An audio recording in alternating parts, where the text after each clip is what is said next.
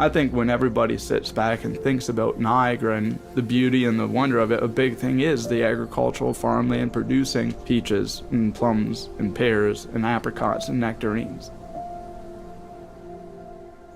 The thing that motivates me the most in my daily operations and pushing this business forward is all that came before us. We do what we do out of sheer desperation to save our family farm.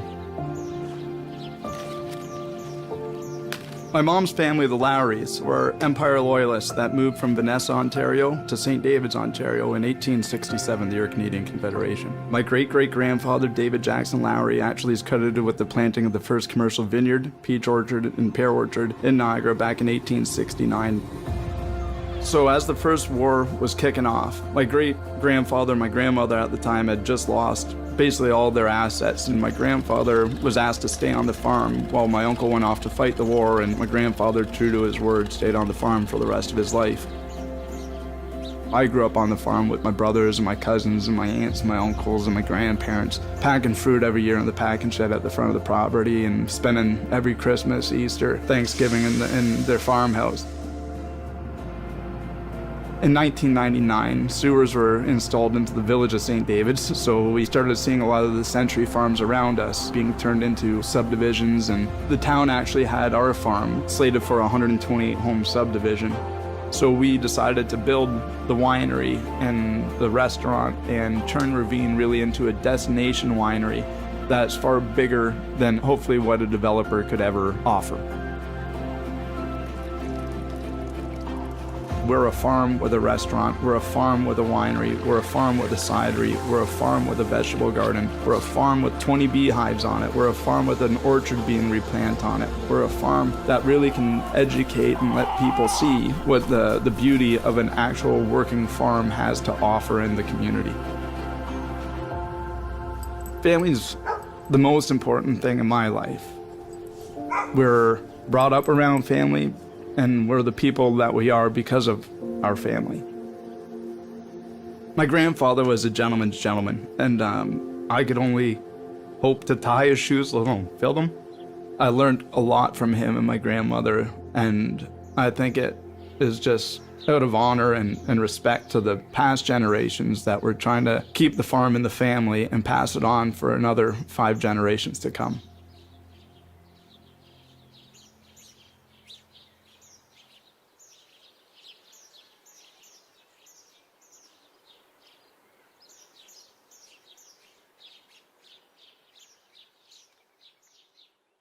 Hi, Paul. Hey, Jane, how are you? I'm well. Yes. So welcome to this tour of Ravine Estate. I'm Jane Burgess, the project architect of record, and Paul is my client. Yep, there I am. A very happy client, too. Paul Harbour. Now, just to set you up, where Ravine Estate is located in St. David's, down in the Niagara Peninsula, in the city of Niagara on the Lake. And the winery itself is located right in the heart of St. David's, which is a very old community. It's located at the intersection. And what Paul was talking about in the video of saving the farm resulted in an unusual situation of having to downzone the property. So what happened is St. David's had just gone through an official plan, and being in the heart of St. David's, the farm property had been rezoned for residential. We then had to go for rezoning for estate winery, which meant we had to do a very detailed site plan application to secure all our infrastructure. And Paul's family wanted to make sure they had the infrastructure for all phases. So we located the winery, the site plan you're looking at shows the eventual location of the winery back at the top of the ridge in the middle of the property. Paul, you might explain why that was so important to you and your mom. Yeah, definitely. So, we made it a little bit more challenging on ourselves with the location of the buildings for the site, to not be close up to the roadside or entranceways, and which the reason for that is we as the family have been on the farm for generations. I'm the fifth generation. We wanted to keep the look, the feel, and the charm of the farm, and that's where we were establishing a commercial enterprise, being the winery and restaurant and event facility and stuff. But we didn't want it to sit too engorging of on the property, so we pushed it all the way back to keep the footprint away from kind of the residential properties that surround the winery itself. Definitely, like Jane touched on, an oddity to our farm is it's 100% in the urban boundary of the village of St. David's. So we, from the beginning, obviously wanted to be the best neighbors to the residential community. So we pushed the buildings back, making us have to run all the services back, approximately probably about 200 meters from the entranceways or the roadways that we're on Creek Road and York Road in the village here. So now what you're looking at is the final site plan, which included for 5 buildings.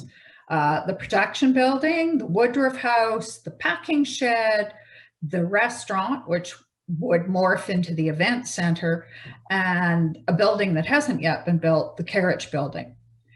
It was always the intent from the beginning that the buildings that were to stand out were the 2 heritage buildings, the Woodruff house and the packing shed. So in the streetscape elevation, you see how they're highlighted versus the buildings, the larger buildings at either end, the production building and the event center, are basically follow an architectural vocabulary of urban agricultural buildings. They're kept lower than Woodruff House, and basically the sense is that they're just to act as bookends to the heritage buildings. Paul's family very nicely took me on a tour of the Napa Valley to study destination wineries. Paul at that time was finishing his culinary degree in culinary arts. Yeah, I wasn't invited for that trip. You were busy. I was busy. But the one thing we came back from that, and if you're looking now at the lower level, is that I have developed an aversion to what I call the ugly underbelly. That all these wineries were gorgeous, but they kept having delivery trucks off gassing and liquids from the crushing process of the wine, which wasn't always totally attractive, bins lined up, and generally these amazing properties, I was always offended by this, and we determined that we would not have this happen. So although you see individual buildings, they're all connected below grade with this service corridor that runs down to the back. Okay, so we're going into the event facility on the up top ground level, listening from the parking lot area. Walking through the hallway where the washrooms are, the plating kitchen up top, and we'll be going down the stairs into what is now lovingly known as the belly of the beast. So as we come into the basement level, to the right, we'll enter in the new event facility or production kitchen. This will be for our catering needs and such. To the right, there's a full storage area under the terrace. We'll then come through into the main corridor, which extends down the entire spine of the property. connecting all the buildings underground. As you can see, all the fire doors and exit signs. This doorway up on the left here will take you up to a set of stairs where you can go into our dining room or our restaurant.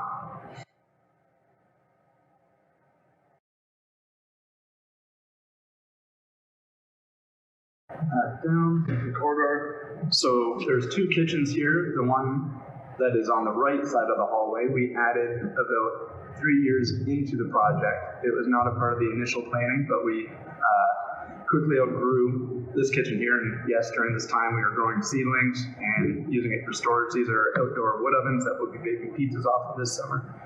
And then this is the full functioning wine kitchen with a dumbwaiter that takes the food up to the restaurant. This is another pastry / prep kitchen, which is also acting as a storage room right now for some of the refrigeration equipment that's going to be needed for this summer. It's got deck ovens and everything. Come back into the hallway. There's mechanical rooms studded down the hallway on the left side in between barrel cellar and the kitchen. And we'll go in through these double doors here into our barrel cellar, which is where when we first opened up, was solely for wine production. Now it's for barrel aging. We also cure all of our prosciuttos, guanciale, all of our charcuterie in this space, and it is also, well, now we're holding some finished wines. But this is typically set up, and I believe there's a photo in the presentation that shows this space compared to when it was being used for winemaking. This leads to the end of the room, to the double doors, which then takes us into our production facility, which I believe was added on in 2012. So we go in here. This is this building that will be a 2-phase build. This is the first phase, which got us in the doors with all the ferment happening and all. We expanded from a 2,000 case production up to a 10,000 case production with this. So we quickly outgrew our barrel cellar and had to move to this. There's trench draining in the floors. There's glycol cooling systems installed. The tops of the concrete walls will actually be the floor of the mezzanine level once we do the second phase of this production facility. Oak fermenters. There's a skybox for our winemaker's office. I gotta get her a better situation sooner than later before she falls. These are probably around 250 to 300 barrels stacked for typically our red wine production for barrel aging. And then this door leads out to the back parking lot where all deliveries are received. So yeah, we're still cleaning up after the winter. We got the picking bins to go up, reindeers and our Christmas sleigh and such. But it's staff parking as well down below. Another outbuilding for more storage. You can never have enough. So if we were to go back in, out the back, there's actually the entrance for the corridor as well, which you can access, and that's where all of our deliveries are received into the building, and where all the waste of the building comes out, trash bags and stuff to go to the big collection dumpsters, which keeps the above ground property clean and the calm area while we run like crazy down below. So back into the barrel cellar.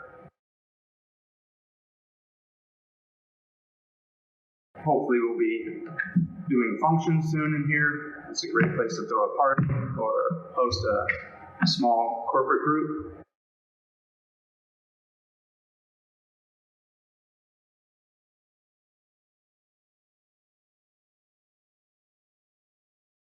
And back into the corridor and just look to the right, back down to the kitchens. And yes, at the far end, that's the door leading out to the receiving area. Right at the beginning, for the very first site plan, we had to go into detail, even such detail as doing a building code assessment, because suddenly you had industrial buildings connected to restaurant buildings, connected to retail buildings, and were they one building or were they separate buildings? And this is just a cover shot of the report that Lieber Roofs did us. And Paul, you might want to talk about that painting on the cover. Right. Yeah. So the Woodruff house, when we were planning the whole winery, and that's right, Jane and my family took a trip down to Napa Valley. What we knew in the beginning, well, it was an R&D trip because we knew that we wanted to do more than just a winery. The winery would be a part of the overall build at the property. We wanted to build a destination for the people that live in this community and the people that are visiting this community, having a food component to it, having the ability to do large group events. And so we knew that it was going to be a multi-building build. And so, as Jane said, we had planned out 5. In the beginning, we at the front of the property where one of the entrances come in stood the packing shed of the farm. We wanted to use that as one of the buildings, and it was going to be the deli bakery, and we picked it up and moved it back to the location where it would be about. And you know, if we knew that there would have to be some new builds.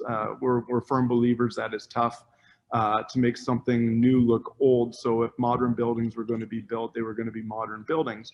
But my mother, who grew up in the village and has lived here her entire life, had an idea that she wanted one of the buildings to have, you know, the look and the feel and the charm of the village of St. David's, which you know, has been here since I think 1770.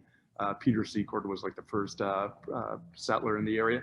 But when she was a teenager, there was this house. It was the William Woodruff homestead, and it was built up the road from the location of the farm. And it was burnt during the War of 1812, then rebuilt in 1815. And the Woodruffs owned the house up until about 1969. And then they sold it to this gentleman, Douglas Dewar, who was a doctor from Caledon, Ontario. And the house was dismantled, board by board, brick by brick, and moved all in pieces up to Caledon. The same year he took it down and moved it, he actually passed away from a heart attack. His son inherited the house in pieces, and he didn't know what the heck to do with it. So he had it for about 13 or 15 years, somewhere in there. And he sold it to the Chambers family up in Bondhead, Ontario, moved all from Caledon to Bondhead, and the Chambers were into making replica furniture from the same time period that the house is from. So they thought that it would be great if they could ever rebuild it as their retail store. Well, they had it for another like 15 years, and they realized they didn't have the time to commit to such a project of rebuilding the house. So then they sold it to the Rumgay family of Port Hope, Ontario, and it was all moved from Bondhead to Port Hope. And so we were sitting around the dinner table the one night. My mom, who had, you know, the idea of having a second building of, you know, the charm of the village. She was like, you know what, when I was a teenager, there was this house that was dismantled in the village and it was moved away, and I don't know if it was ever rebuilt. We should try to find it. So this was about in 2001, 2002. We Googled William Woodruff Homestead, and it came up for sale. And that was actually the sales page from the Chambers family that sold it to the Rumgays. So my father called the number, and you got John Chambers on the phone, and Mr. Chambers explained that, oh, he sold it years ago. He just hadn't taken his the page off the internet. And so he looked into his files, and yet he still had the number for Peter Rumgay. So he gave that to my father. My father phoned Peter Rumgay, and he's like, "Hi, Peter. Out of the blue, question for you, but do you still have the William Woodruff homestead?" And he said, "Yes, I do." He said, "Is it still in pieces?" He said, "Yes, it is." And my father then said, "Well, would you ever be willing to sell it?" And he said no, that he was retiring that year. And it was to be a retirement project for him to spend the next 10 years of his life rebuilding it up in Port Hope. And so my father said, "Oh, that's too bad. We were hoping to build it a block away, or rebuild it a block away from where it originally stood in the village of St. David's, and have it as the hospitality focal point of our family's, century farm and our new estate winery in the village. And he's like, well, why didn't you say that in the first place? He's like, well, I'm retiring as editor-in-chief of Century Home Magazine. If this house can go home, it's got to go home. And he sold it not for $1 more than he paid for it, and shipping and storage incurred. And, he then told us that him and his father are kind of the authorities on Georgian loyalist or Georgian wilderness loyalist style of home that it is. And they both credit it with being one of the top 50 historical and architectural noteworthy homes of Canada. And so we said, wow, that was kind of over our head. We just thought it was a very nice house that used to be in the village. And so he kind of listed off all the different features of the house, like the double hung windows at the front entrance, the Adams fireplace in the east bedroom, and how and all these other different examples of the house of how they were modern to the time that it was built. And and for historical significance, supposedly the house was used as a safe house for William Lyon Mackenzie, whose printing press is just down the street in Queenston from us, which is about a 7-minute drive. And so while William Lyon Mackenzie was in the area and he was trying to get Canada separated from British rule, and British didn't like that, and they were trying to hunt him down for treason and hang him. Supposedly William Woodruff, the owner of the home, who built it, was a large politician in the area, and in front of everybody who would grandstand, like, damn that Mackenzie, let's catch him. And but he actually sided with his political views and allowed him to hide out in his house where the British wouldn't be able to find him. So supposedly he spent about like a 3-month period of time, and there was actually a sweep of the house by the British troops, as the story goes. They came in the building, and Mackenzie jumped out one of the 2nd-story windows into one of the buttonwood trees or sycamores that was planted in front of it, and hid out there while the British conducted their search, then climbed back in afterwards. Now, obviously, like there's no postcard or guest book like "Thanks for the stay, William Lyon Mackenzie" or anything like that, and it's all just kind of been folklore in the village. And so, a few months after we bought the house and moved all the pieces to our warehouse in Fort Erie to start sorting through everything and catalog what we got, and my dad actually spent like the winter piecing it all back together on a CAD system, but my friend Tim, his mother, Patricia Drope Balasuk, is an Empire loyalist, their family, and she's into collecting artwork and antiques and stuff. And she gave me a call. She's like, Paul, there's a painting of that house that you have, and the William Woodruff homestead. I'm like, oh wow, that's really neat. And she's like, Paul, is on the front cover of the auction docket for Christie's auction house in Toronto. I'm like, wow, that's incredible. She's like, Paul, it was painted in 1932 by Frederick S. Haynes, who was an understudy of the Group of Seven, who was actually hand-selected by Tom Thompson to be his successor as the president of the Ontario College of Art. I'm like, okay, this is incredible. She's like, yeah, it is incredible. And but the bad news is the auction was 2 weeks ago, so we missed it. And so she had a copy of the auction docket. She sent it over to my father, and my father reached out to the auction house, and they let him know that it was actually Robert's Art Gallery on Yonge Street in Toronto that acquired the painting.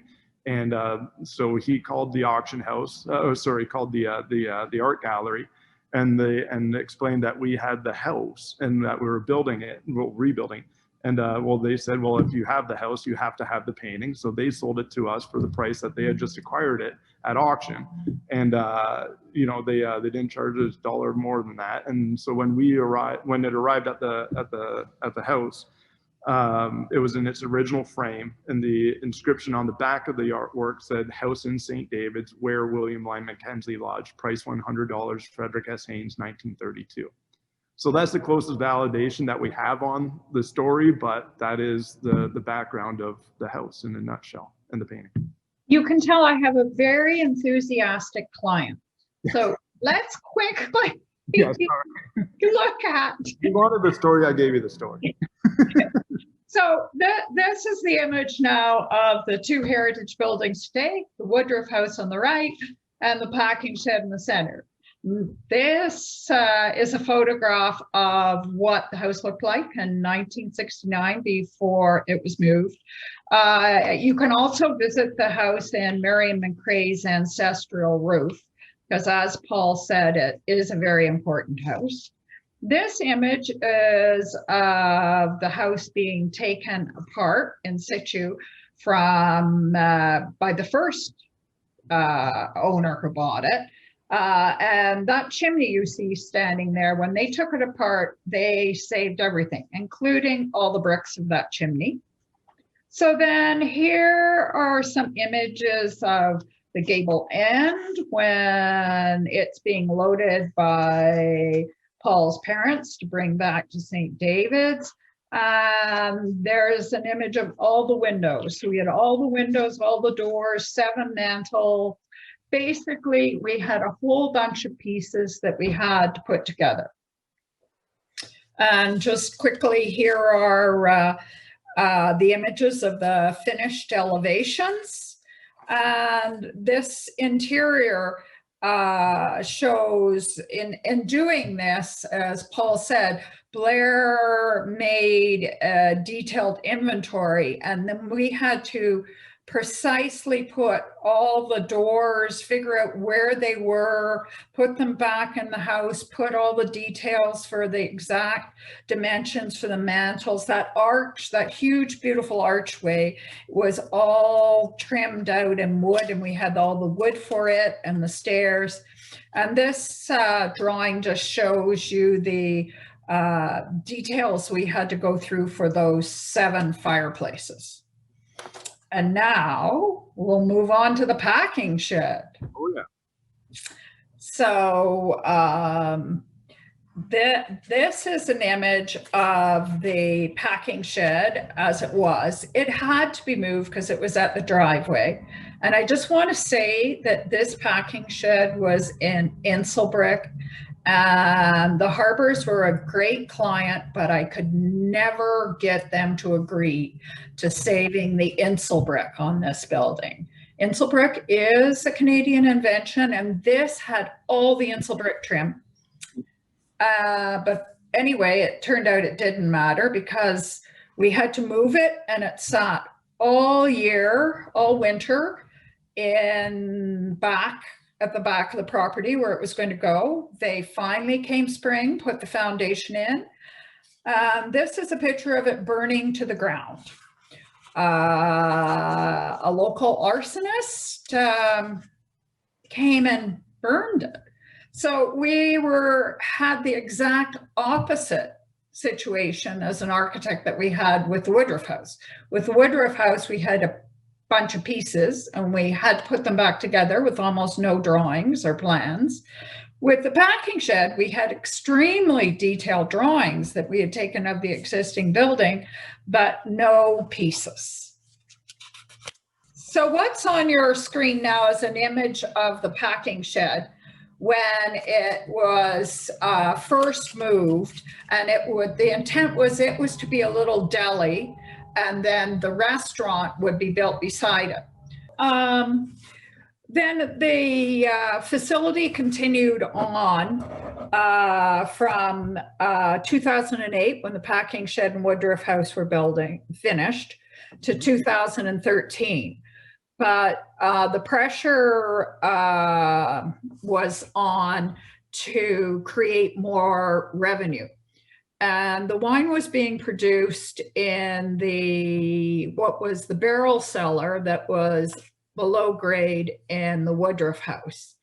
But this had been originally designed as an event space for it held 50 people.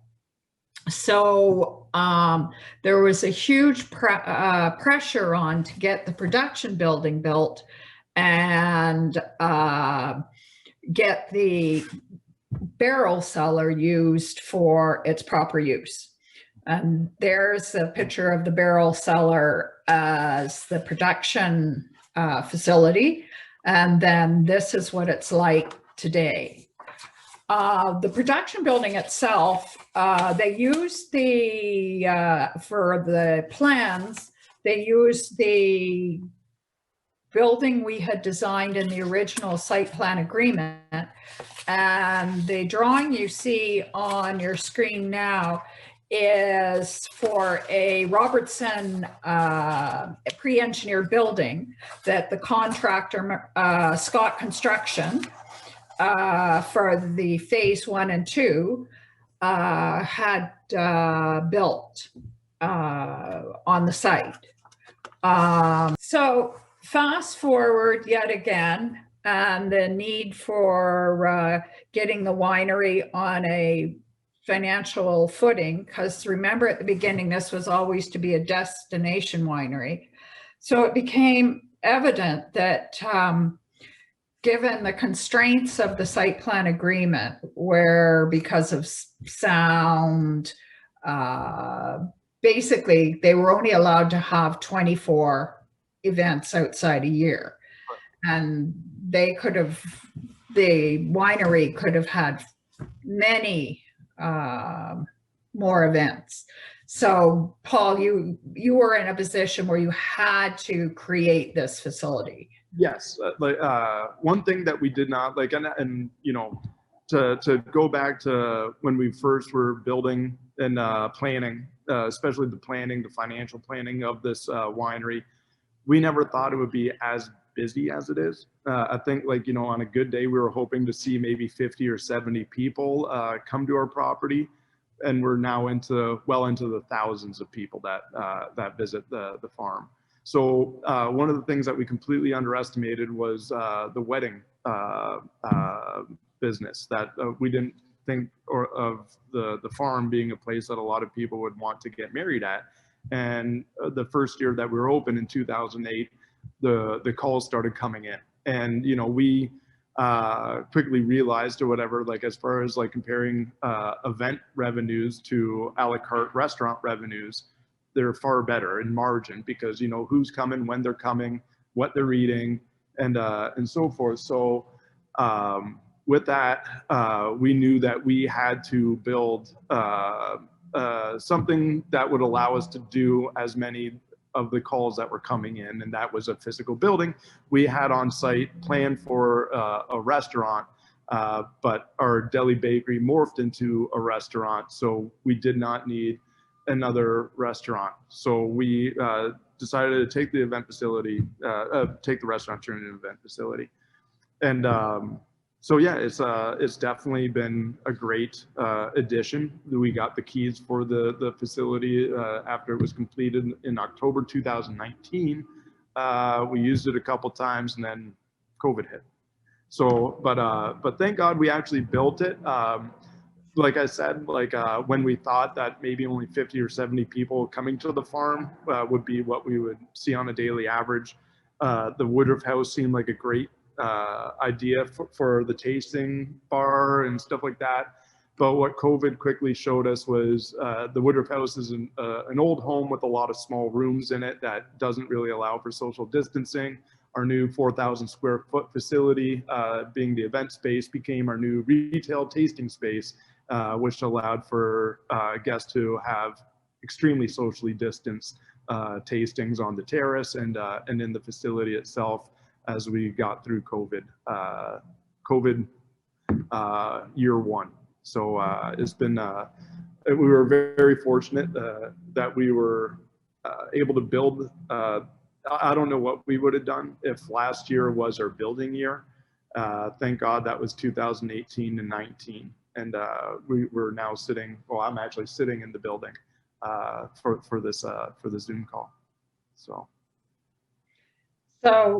as Paul said, the site plan shows where the restaurant was to be, and they had been using a tent on that site for all their events. So they moved the tent around the back, and then this site plan indicates the new event center here. And the new event center kept to on the outside, it's a very low-key building. here's a plan of the event center. It's it's a design build for under the OBC. The area will hold 250 people, designed to that. If we'd use the square footage for the OBC, the washroom loading on the event building would have been over the top. And you can see already 1/3 of the building is taken up with ancillary things, the coat room, the washrooms. And whereas the packing shed, has a complete professional kitchen down the basement, it's limited by a dumb waiter coming up. In this case, there's the second full commercial kitchen in the basement of the event building. And what you're seeing on this plan is, in fact, the serving, how do you call that kitchen, Paul? On the plating kitchen. The plating kitchen. It's so there's a full elevator that comes up, and the plating kitchen serves the space. Yeah.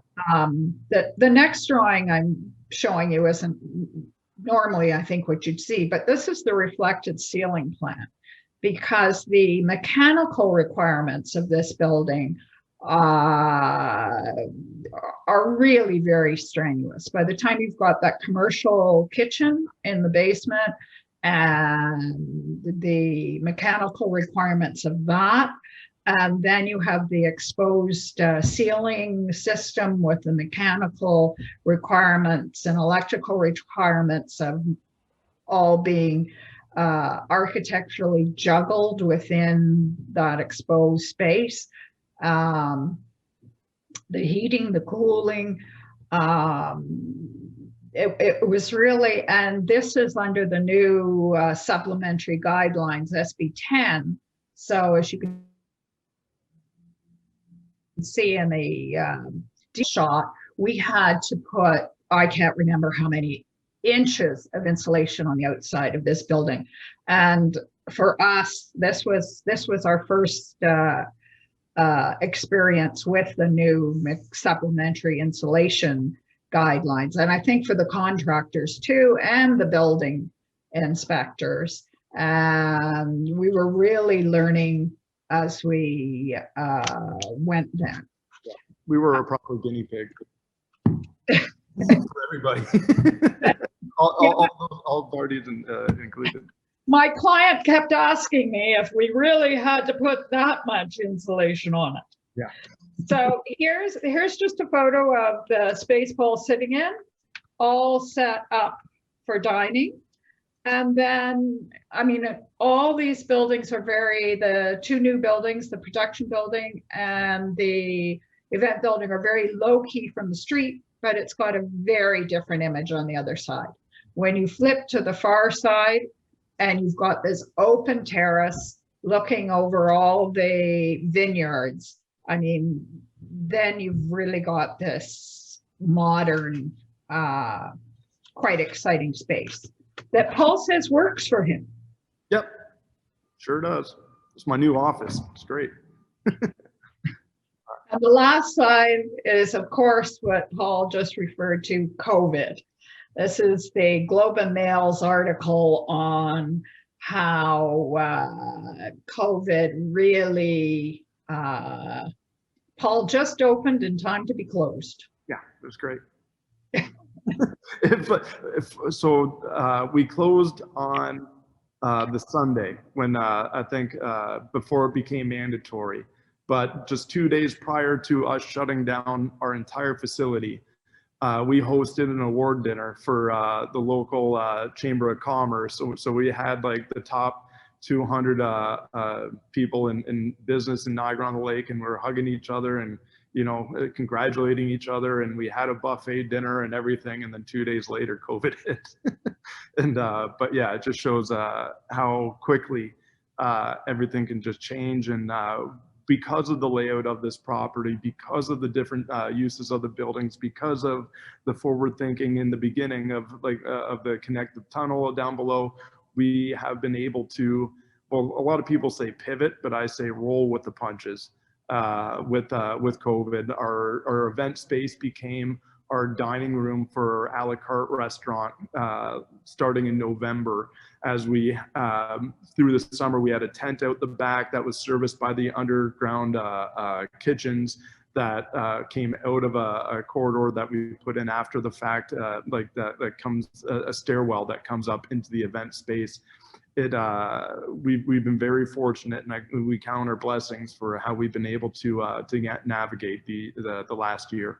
And we wouldn't have been able to do it without the planning in the beginning that started years ago, almost 20 years ago on this project, and that never had an idea of COVID ever being a word that I would even ever utter. But because of the engineering and the architectural integrity of this project from the beginning, we've been able to weather the storm, luckily, knock on wood, as well as we have. When Paul and I volunteered to do this tour, we were expecting to have wine glasses in our hands. That is correct. Yeah. But yeah, I think everybody was supposed to be sitting in this room that I'm sitting in right now. And that sounds good.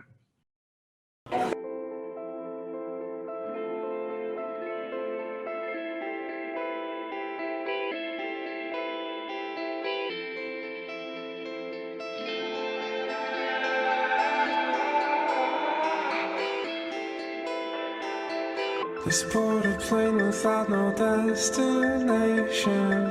Take your time, you're gonna need some patience, girl. The holiday.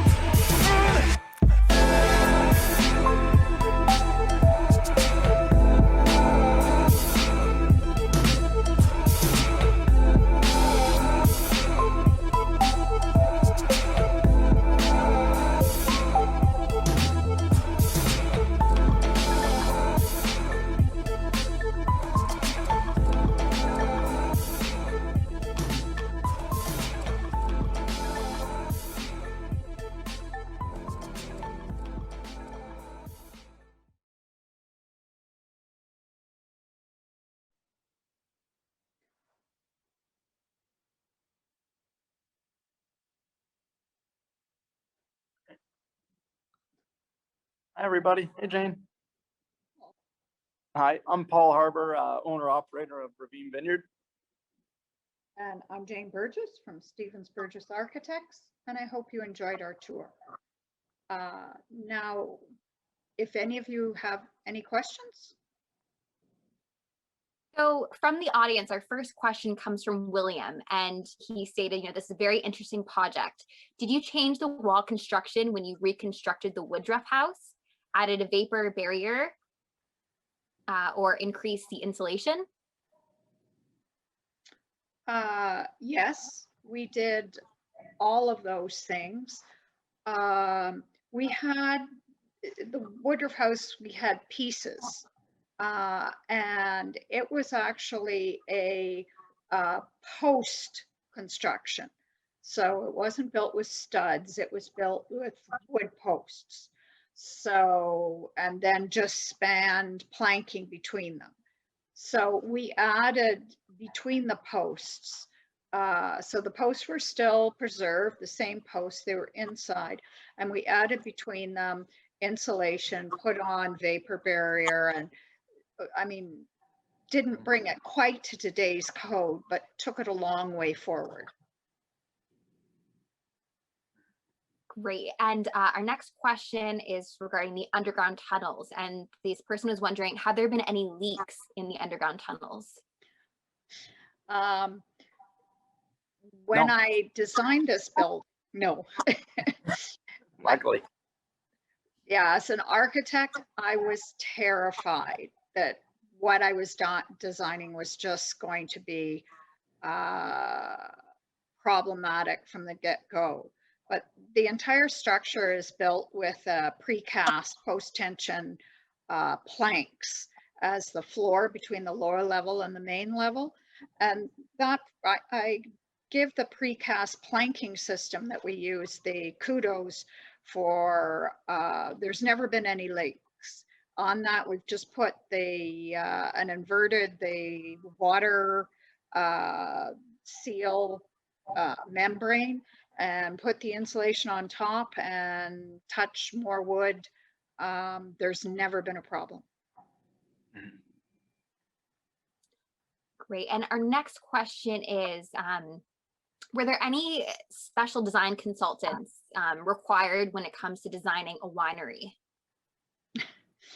Well, we started for the first 2 years laying out the rows of grapes. So we actually did the drawings for those in an architectural office. So that, what's the name of the fancy person that came, and what's the name of that profession, Paul? Peter Gamble was the head of our viticulturalists for understanding the soil sampling of the land that we're sitting on, what grape varietals would grow well here. On site we have Riesling, Chardonnay, Chardonnay Muscat, Cabernet Franc, Cabernet Sauvignon, and Merlot. The consultant that we use, Peter J. Gamble, he was the first president of the VQA when it was formed. He was the first winemaker of Newark Winery, which is now turned to Hillebrand Winery and is now Trius, a part of the Peller group of wineries. He is thought by many as the authority in the area, and he helped out with a lot of the consultation of understanding the flow of harvest for from production to bottling, aging, and I think that really helped go a long way with understanding the size and the scope of the buildings that were needed for the size and the scope of the winery that we wanted to build. Yeah, so we needed him. We mentioned LRI, which I've noticed has been mentioned in almost every presentation as the building code people, because we were taking out, we had to have right at the beginning every toilet counted, every piece of water we needed, the fire, because we were down zoning from residential to this estate winery. They were going to take away all our services and give them to other users. So we had to have this complete plan done. And certainly I mean, I know we usually do have building code consultants, but it was a far more intricate plan that was needed right at the start. And the other consultant, Paul and I slightly disagree on, but I thought was very important for phase one, was a kitchen consultant. I mean, by phase two, you know, Paul was the kitchen consultant. But in phase one, with, you know, the complexities of that professional kitchen and the baking and whatnot, to get it started, I would say I'm a big fan of kitchen consultants. As I said, by phase two, Paul took over. Yeah, well, for phase one, I was in a different country at the time during the planning, so I wasn't as readily available as I wish I could have been. But yeah, definitely, kitchen consultants they make a lot of problems go away, so you don't have to learn from your mistakes. Our next question comes from Natasha. First of all, she'd like to congratulate you on your successful completion of the event space in the winery. Her question about the event space: there doesn't seem to appear to be too much absorptive material at the ceiling or walls for sound mitigation. Did this design include any strategies for sound mitigation that were eliminated during the construction period? Will you consider adding this in the future?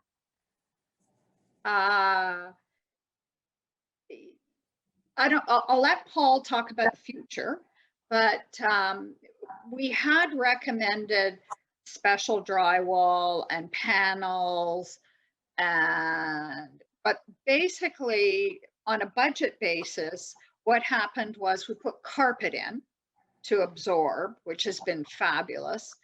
And then it was decided to use the space and, as required, tune it afterwards. Paul, how's it working? Yeah, it's been working fairly well. Like, definitely, it's the room softens as it fills or whatever. Like, by putting people in the space, the carpet has helped quite a bit by being the soft surface, like throughout the floor of the building. We are looking at different felt panels and art installation pieces for the south facing wall of the building, which is just like a large you know, untreated space. Definitely the acoustics, they've been working just fine. And but like anything, I think we'll look at as the building gets used, learn from that, and be addressing any issues as they arise. But we wanted to leave the space as open and minimal as possible, as the majority of the functions that we book for it will be social gatherings, i.e. weddings, and we kind of want those that book the space to be able to dress it as they see that what they want for their day, instead of having some predominant features or built-in features of the space.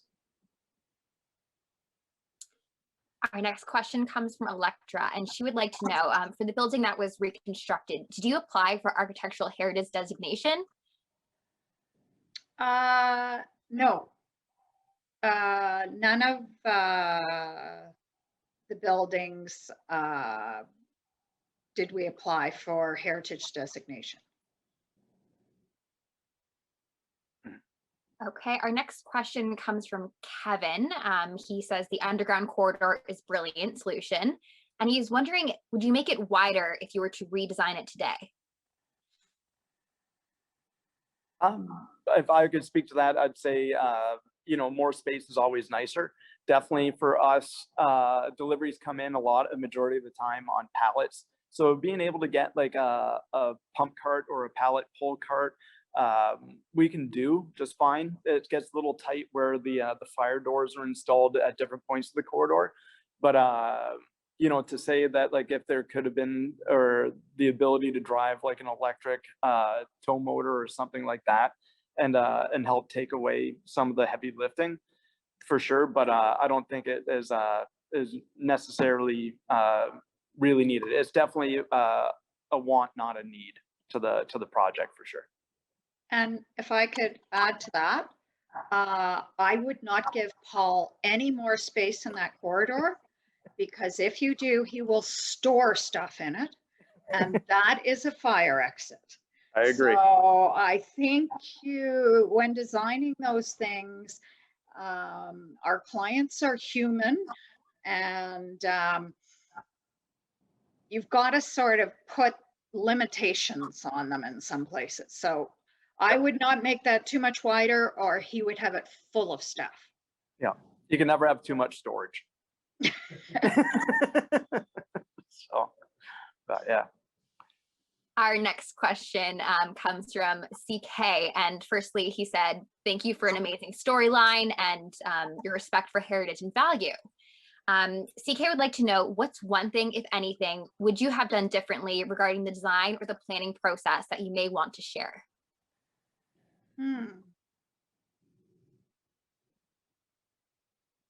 I mean, if I could quickly just speak to that, just the village that we're in, during the time that we first started on this project, there was 253 homes in the village of St. David's. There's now over 1,600 homes. The reason that we did the winery was to keep it from being developed into another 300 to 400 home subdivision. With the increased traffic, and Jane has made note of this while she's been here, we have two entrances. Our property is a part of the main intersection. The point of our property goes out to the four corners of St. David's. It's a four-way stop. People are now using our property to skip the long wait at the four-way stop and are using our two entrances to drive through the property instead of going through the four-corner intersection. I don't think anybody could ever have foreseen this, from years ago, but it has become a concern just for the safety of the tracker operators that are coming in and out of the grape rows, to those pedestrians that like to walk through our property as they get their exercise, especially during the COVID days. But also for anybody on site, it's one of those, we've had to install speed bumps and such, like on our driveways, just to try to reduce the speed of through traffic that we had. We aren't a public road, but we're sometimes being used as one now. But other than that, I think all the different points, sometimes we thought maybe we were overdoing it, as far as whether it's the engineering or the scope of the property, but Or the amount of insulation. Or the amount of insulation, yeah. But definitely we've grown into ourselves, and we're very thankful for what we built here. We definitely maybe not have thought that we were ever going to be as busy as we are, but we've been able to accept the amount of traffic from a tourism or user standpoint from the get-go. I think from my point of view, when I was thinking what I'd do different, everything that I thought about, and obviously I tried a lot of things that didn't happen. What I'm dealing with here is a client that's a family farm client. I'm not dealing with a huge winery that has unlimited funds. Right. So, I could go wild, but this is not a project that it's architect has been here. Basically, this was a project of, heritage buildings were here, and the rest of it, not only from a philosophical point of view, but also from an economical point of view, really had to stand back to give this winery a chance to be financially viable. Mm-hmm. Yeah. And that was actually our final question. Thank you so much, Paul and Jane. Okay, great. Thank you. Thank you for attending. Thanks for having me. Thanks for your time. Bye. Ciao, everybody.